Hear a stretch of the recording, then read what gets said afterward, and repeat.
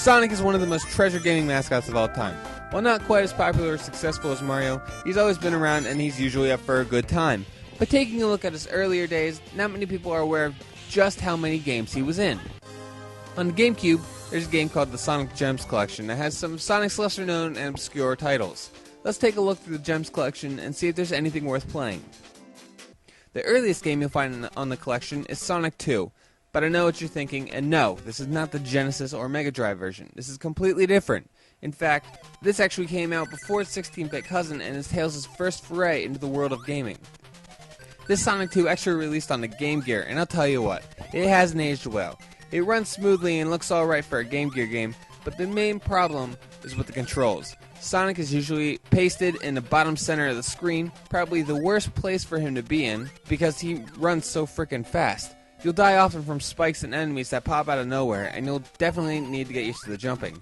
There seems to be a slight delay with the controls as well. However, Sonic does get to use a hang glider. That's pretty cool, except it's about as mobile as a hot air balloon. Next up is Sonic CD. If you've been paying attention, you'll know that it released a few months back to decent marks, and it pretty much deserves them. It's a great Sonic title, and I'm sure that if it wasn't released on a piece of shit, it would be nearly as well known as Sonic 2. The main draw on Sonic CD is the time travel feature, which lets you travel to the past, present, and future, all while you're speeding along loops and whatever else it is that blue hedgehogs do. There's not really that much else to say about it besides that it is a Sonic game done right. Here's where it gets iffy. My first thoughts of Sonic Spinball was why, but after playing it, my first thought kind of changed into more of a disgruntled sigh. Sonic Spinball is probably one of the shittiest pinball games in existence. Hell, if they wanted to mix Sonic and Pinball, why didn't they just take 3D Space Cadet and put Sonic in that? Instead, they gave us this headache-inducing game that is as smooth as a skateboard with 3 fucking wheels. They put Sonic into this huge area with so many different rooms and absolutely no instructions or goals. It's a pathetic attempt at a pinball game, and I would rather just go play with a real pinball table.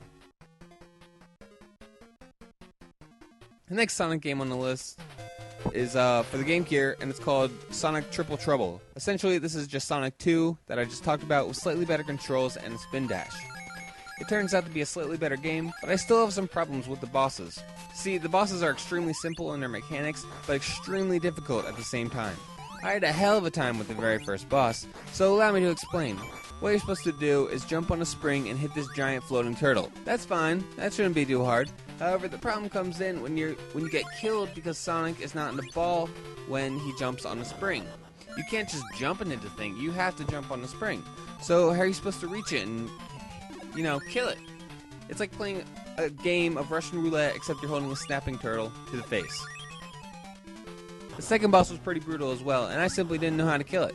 After several tries, I wasn't about to spend the next 3 hours getting back to that point because I was out of continues. Still, this is one of the better games on the list, even though I had a pretty big problem with the bosses.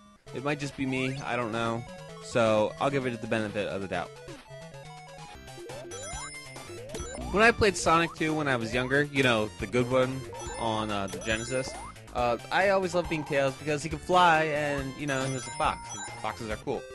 But when Tails came out on his own and became the star of his own game in Sky Patrol, I just shake my head and wish he never left the sidekick business. Basically, Sky Patrol is Tails, who was constantly flying, being pushed along by the camera, and he could use this ring that he's carrying to kill enemies.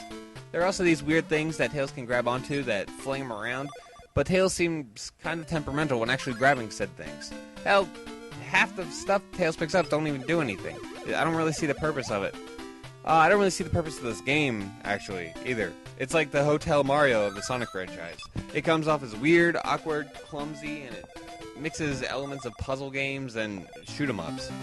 But check out the intro sequence, because that's the only funny thing in the game. There's a totally fat version of Sonic flying by, as well as another animal on a carrot. I'm assuming when Sega found out how bad Sky Patrol was, they tried to redeem themselves by making Tails' Adventures, plural, sorry. Basically, it turns into a platformer and gives Tails different tools that he could use to kill these weird duck things that are in robot suits. At the end of every level, you get a new weapon, such as a remote control robot, and that's pretty cool, right? Yeah. This game is actually decent, but there are a few weird quirks, like the HUD disappearing behind the background and not having any continues. If you die, you have to start over from the very beginning, which is actually pretty rough. There is a password system, but it's like 20 characters long, so it's kind of obnoxious. Now, the last Game Gear game on this list is quite a doozy. It's called Sonic Drift 2, and my lord, it is bad. Just watch this and take in how bad it is. Now pretend the controls don't really work that well. And there you go. You got a mediocre racing game with pseudo 3D that doesn't work. Let's take a moment to process what's going on. First thing I'd like to take a look at is the bottom. It's all sprite based. But you can't really turn that well. When you're moving along the tracks, turns will literally come out of nowhere and you'll go flying off the track and everybody else will speed, right past you because they're always right behind you. Then there's these little mines that people lay down, and I swear they're impossible to avoid, and they just home in on you. I mean, your character already takes up a third of the track. It doesn't take much to accidentally move and hit it. Now let's look at the top half of the screen. Look at it! It's all a fucking map! It's half the screen! They could have just used that space for making the game easier to see, so you can see further, but nope, it's a map. What is this, a DS game? You're supposed to look at both the top screen to see where the turns are, and then look down to see you riding along and hitting traps and such. It probably wouldn't be so bad if they used a rock and roll racing perspective or something like that, but nope, forget it. Shit. This is bad. But we're not done yet. Sonic even had a brief stint as a cage fighter.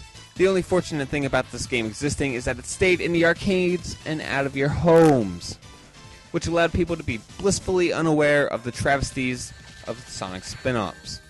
Basically, this is a fighting game where all you do is hit the punch button. I went through the entire game solely by pressing the A button over and over, and I managed to kill everything. It's so unbalanced, it's ridiculous. There's even a character named Fang the Sniper who uses guns. Yeah, right, guns in a fighting game. Spinball guns in a fighting game. It's such a broken concept that I don't even know what the designers were thinking.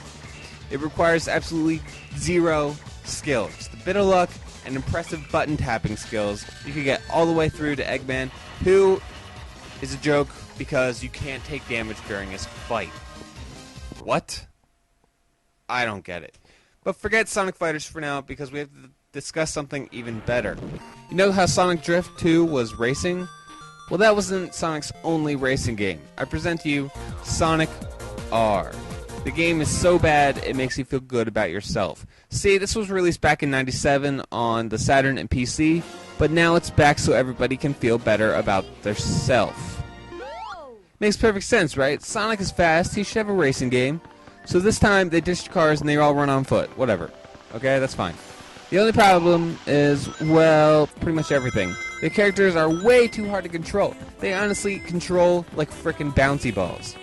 Freaking bounce it off the walls at every opportunity. You can't take a turn without hitting the wall and bouncing the fuck all over the place. The stages are large and confusing. There's multiple paths to take during each map, which I'm sure you can understand does not really make sense for a racing game, especially when certain parts are shorter or even dead ends. There's one way I went which took me into a small room with one door and a couple rings in it. What the hell? This is a racing game, not a fucking adventure game. What's the point of this? There are unlockable paths that lead you to Chaos Emeralds, but the game is a cruel mistress because sometimes she just keeps them even though you obviously pick them up. It says, you got one, and then the crystal drops and reveals the most spiteful note you have ever seen in your existence. Just listen to the music for a second. Does that not sound like broken J-pop? That does not get me in the mood to race, I'll tell you that much. Sorry, Sega, but I'm not a 14-year-old girl. As I mentioned before, I play this game to feel better about myself. It's such a shoddy game that it's funny. It's like Sega was playing a joke on everybody. In retrospect, it's kind of funny that this game is called Sonic Gems Collections because these gems aren't really fun. They're really bad. Well, most of them anyway. These are the biggest turds on Sonic's record. Why do people make fun of Sonic nowadays if his games back then were just as bad? In conclusion, the Gems Collection doesn't offer any great games, but rather a collection for people to pick up that want to see the dark side of Sonic stuff. It is probably harder and more expensive to find the original copies of each of these games, So if you're curious, just go ahead and pick up the Gems collection. It's not that expensive. Anyway, this has been a GameTower.co retro review. I hope you enjoyed it, and feel free to like, comment with your thoughts, and subscribe. We also have a full-length written review online, so check that out at GameTower.co.